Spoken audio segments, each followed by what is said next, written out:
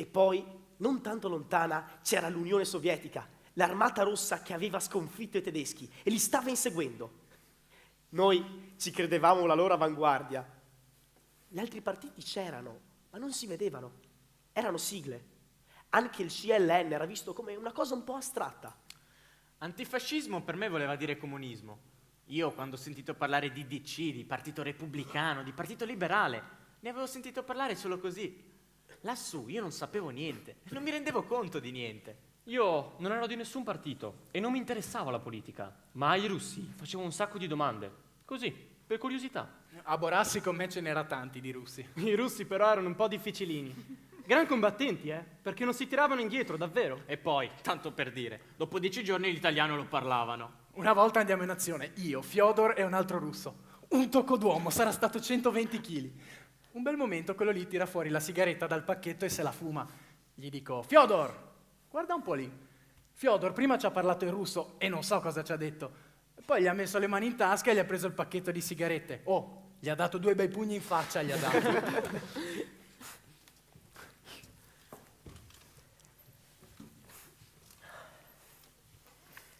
Comunque, più che di comunismo, si parlava di foglie e di rastrellamento. Foglie che presto sarebbero spuntate, che ci avrebbero nascosto, protetto. Non ci piaceva farlo vedere, ma avevamo paura di essere torturati. Ad aprile del 44, poco prima che arrivassi io, c'era stato il rastrellamento della Benedicta. 500 o 600 ragazzi insediati sul Monte Tobbio, non troppo lontano da Genova. Troppi, in poco spazio, impreparati, senza via di fuga. Risultato: 150 uccisi, altri 350 deportati. Una disfatta. Bisagno il rastrellamento se lo aspettava e ci aveva addestrato. Non dovevamo lasciare tracce. Un foglio di carta, una cicca, niente.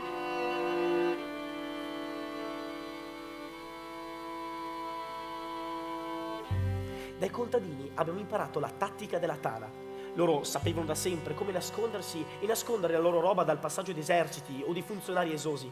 Bisagno ha lavorato su quest'idea sin dall'inizio. Aveva ordinato a ognuno di noi di cercarsi un rifugio segreto, dove al momento opportuno cercare riparo, da solo. Finito il pericolo, dovevamo ritrovarci nei luoghi convenuti. Forse è stata proprio la tana, il modo di nascondersi, l'arma segreta della sesta. Nell'inverno tra il 44 e il 45 è stata preziosa.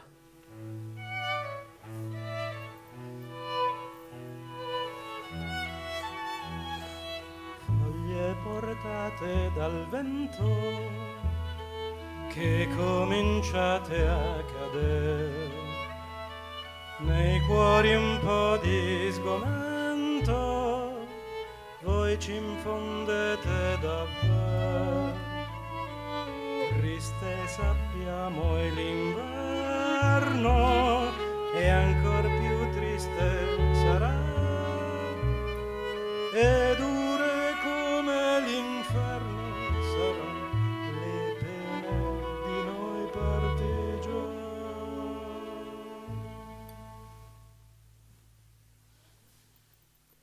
Tutto l'insegnamento di Bisagno era mirato alla sopravvivenza. L'ho sentito rispondere ai comandanti che si gloriavano dei loro caduti.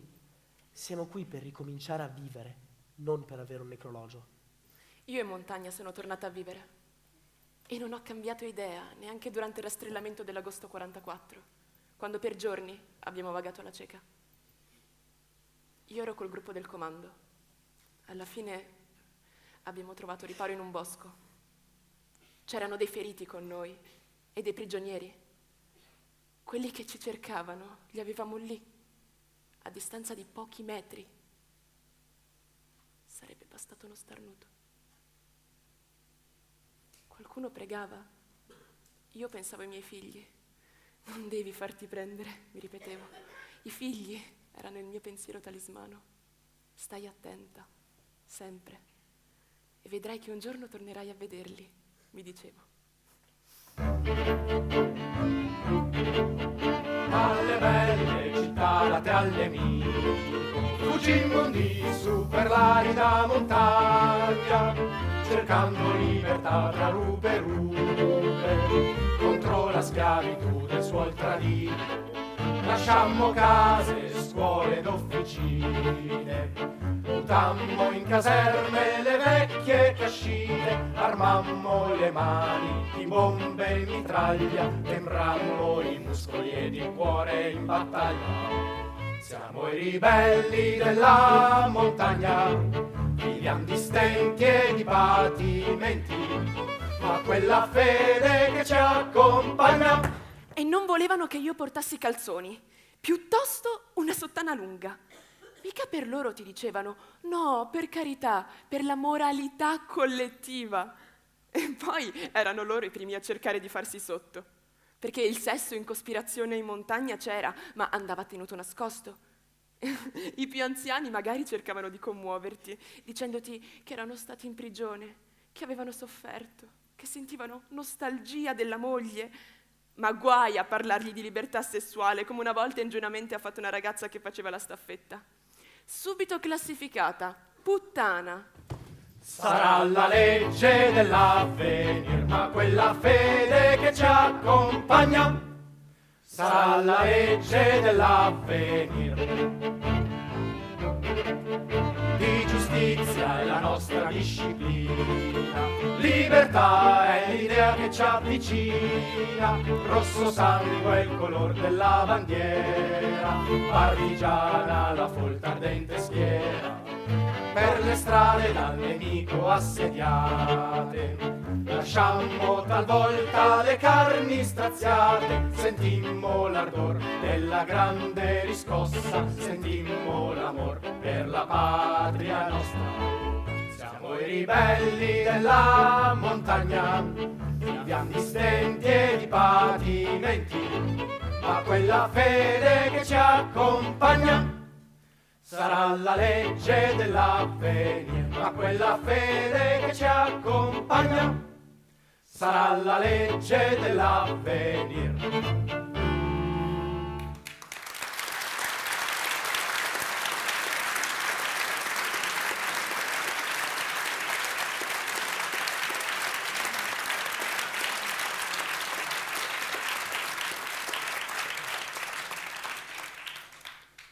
Ho già incontrato tipi come Bisagno, ostinati, silenziosi, sono gli occhi a parlare e i pochi gesti. Del comandante alla determinazione e il carisma, e nella guerra partigiana il comandante è l'inizio e la fine, è tutto. Fra partigiani ci si sceglie e fra comandanti e gregari c'è un rapporto profondo, senza il quale il gruppo si disgrega. I comandanti, è vero. Lassù i comandanti erano la cosa più importante. Erano loro a fare i partigiani, a dire al gruppo di andare, ritirarsi, mangiare, aiutare, tutto. Era una scuola e c'erano bravi e cattivi maestri. I più bravi in genere non erano dei politici, magari dei compagni, ma non dei politici. Nel gruppo nascono continuamente liti, rivalità, competizioni e cose del genere. Se riesci a tenere alto e ben visibile l'obiettivo comune, vinci la battaglia, ma guai se cala la tensione. Per questo ho portato i miei in prima linea, gente inquieta, incerta se tornare a casa. E in prima linea le cose importanti diventano subito altre, escono fuori i comandanti. In prima linea i bulli, i fasulli, spariscono immediatamente. Decidere è una virtù di pochi, pochissimi. E anche nel mio partito la capacità di decisione era scarsa. Rinvii, verifiche. La mia idea era che combattere insieme agli altri fosse l'unico modo per avere autorità. Andavo spesso col comandante del distaccamento e ci consultavamo in continuazione, dicendoci tu cosa faresti? E combattevamo insieme. Si discuteva sempre, o di persona, o tramite biglietti portati dalle staffette che andavano e venivano continuamente. Così è potuto accadere che quando 133 brigate nere tedeschi si sono infilati a Garbagna il 14 marzo del 45, nel giro di poche ore, senza che nessuno desse ordini, i nostri distaccamenti si fossero posizionati intorno al paese, circondandolo.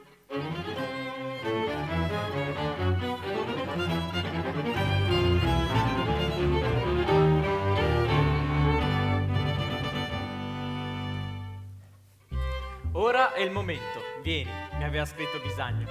L'ho incontrato sul Forca a 1000 metri, alle 3 del mattino, un casone tra le rocce. Era il 44, aprile, ma lassù faceva un freddo cane, c'era la neve. Io avevo la giacca, la cravatta e le scarpe da città e Bini mi ha messo davanti un po' di marmellata come fosse una torta pasqualina. La mattina dopo c'è stata la presentazione. Ecco uno molto più bravo di me, aveva esordito Bisagno. E loro giù a ridere come dei matti e a darsi delle manate, per dire che era gente abituata a ridere e a scherzare anche in quelle condizioni. Alla fine gli ha detto che mi dava il comando del gruppo e che loro avrebbero dovuto insegnarmi quello che non sapevo, e così avrei fatto io con loro. Ma nelle 2 settimane successive non mi aveva mai mollato. Io dietro come un cagnolino dovevo imparare tutto. Mi ha consigliato, mi ha messo in discussione, ha lasciato che lo facessero anche gli altri. Non è stata una strada in discesa. Abbiamo avuto la possibilità di piacerci o di rifiutarci. In montagna allora si faceva così. Avevamo subito scoperto di avere la stessa età, 23 anni. Lui doveva ancora compierli. In comune avevamo anche l'educazione cattolica e un'idea dell'Italia e della patria diversa da quella ipocrita e vergognosa della retorica fascista. L'ho rivisto in pieno rastrellamento. Si era sparsa la voce che era morto. Alcuni dicevano ucciso, altri suicidato per la vergogna della sconfitta subita. E io, addormentato sulla cima di un monte, sfinito dopo una marcia di ore, me l'ero trovato accanto, al risveglio. Era l'alba, di fronte a noi il profilo degli Appennini e noi lì, presi dallo spettacolo. Guarda che bella montagna, da salirci in cima, m'ha detto Bisagno.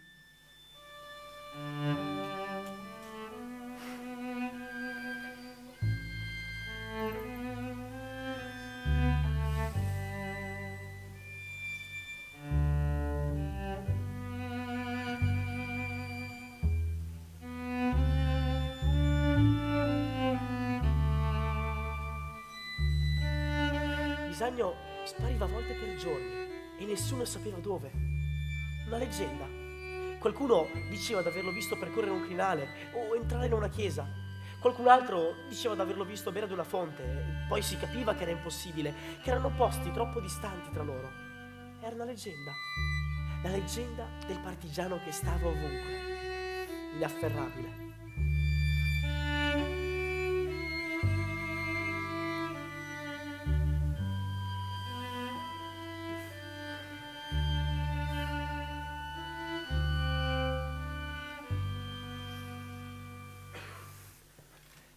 Quando aveva saputo che lo davano per morto, aveva corso per i monti senza mai fermarsi 3 giorni correndo. Marsaglia, Santo Stefano. Aiona, Penna. Maggiorasca? Brugneto. Barchi, Ottone. Per farsi vedere, per far vedere che c'era, che era vivo. Aveva capito. Il nemico voleva colpire il morale dei partigiani per indurli ad abbandonare le armi. A Ottone aveva addirittura fatto un'azione militare. Lui e un altro avevano catturato e disarmato 2 alpini della Monterosa, di quelli che ci stavano rastrellando. andate a dire ai vostri di arrendersi, aveva detto. Sono ancora in tempo, hanno la parola di Bisagno e nessuno gli farà del male. Ma se rifiutano non devono farsi illusioni. E li aveva lasciati liberi perché andassero a riferire. Poco dopo dal basso cominciano a sparare e Bisagno dice al suo compagno: vedi, è la prova che hanno riferito il messaggio, ora ce ne possiamo andare. Quelli ci stavano facendo a polpette e lui li invitava ad arrendersi. Aveva mandato dire che il rastrellamento era fallito, che lui era ancora vivo, che i partigiani erano ancora là. Fantastico. Giravo tutti gli staccamenti con la mia radio. Conoscevo tutti, comandanti, vicecomandanti, commissari politici. E parlando con loro ho capito che cos'era stato veramente Cichero, il posto dove erano nati per la seconda volta. Non erano storie eroiche, ma quelli di Cichero avevano in comune qualcosa, un gergo, un mito. Il mito che la banda ha di sé. Senza amicizia il rapporto tra gli uomini non funziona. E fra noi, in fondo, era stata tutta una gara di solidarietà, che in definitiva significa amicizia, significa affetto. E l'affetto non è qualcosa che si decide nelle riunioni di partito, è il frutto di un qualcosa di misterioso, dell'incoerenza del cuore. Per scegliere un partito, diceva Bisagno, ci vuole tempo, molto tempo. La guerra stava per finire, i partiti, comunisti in testa, si preparavano allo scontro politico. Lui rispettava i partiti antifascisti, li giudicava necessari, certo, ma anche frettolosi. Si presentavano con una presunzione di infallibilità e solo pochi anni prima erano stati sconfitti facilmente dal fascismo. Li giudicava retorici, distanti dalla semplicità partigiana. Lui chiedeva tempo. L'Italia nuova era partita sui monti e da lì avrebbe dovuto continuare. I partigiani avrebbero trasmesso il loro personale cambiamento ai loro compagni e questi ad altri ancora. Era un'idea nobile, bella, ma i tempi non erano quelli. Il tempo che Bisagno invocava non c'era.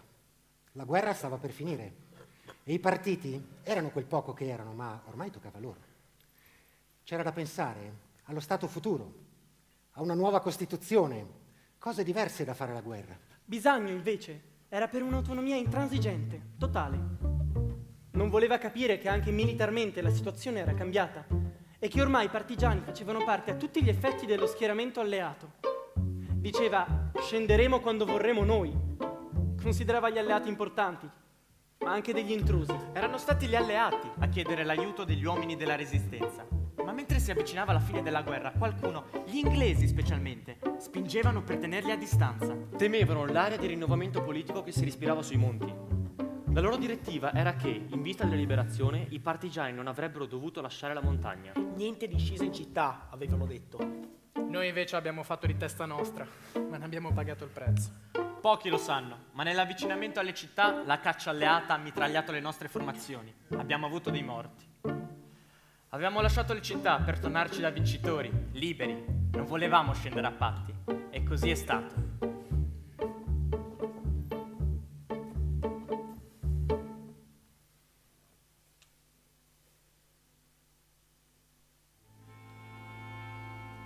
Lui ti ascoltava in silenzio, pensoso. Le domande scarne. La sua era vera ritrosia verso le donne. È morto un mese dopo la guerra in uno stupido incidente. Tant'è che non ci volevamo credere. Quando l'hanno portato a Genova sono corsa, come tanti. La cassa era aperta. Da morto aveva conservato lo stesso viso onesto, quel viso deciso che aveva avuto in vita. Mai un'ombra di affettazione. Una posa. Niente. Era rimasto così. È un dono essere come lui. Per me, donna, era ancora più facile capirlo.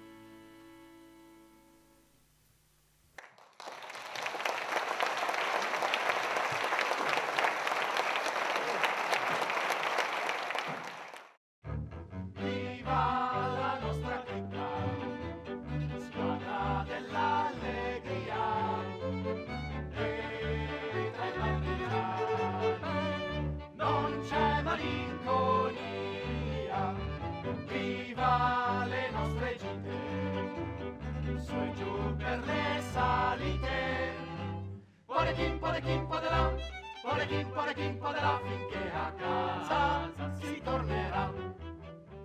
Fan parte della nostra cricca quelle fanciulle belle che allegre sempre in gamba non rimarran zitelle. E noi che figli siamo, beviam, beviam, beviam. Se non beviam le botti, beviamo i bottiglioni. Hey! Viva la nostra cricca, squadra dell'allegria. E tra i partigiani non c'è malinconia. Viva le belle gite, su e giù per le salite. Podechim, podechim, podela, podechim, podechim, podela, finché a casa si tornerà. Podechim, podechim, podela, podechim, podechim, podela, finché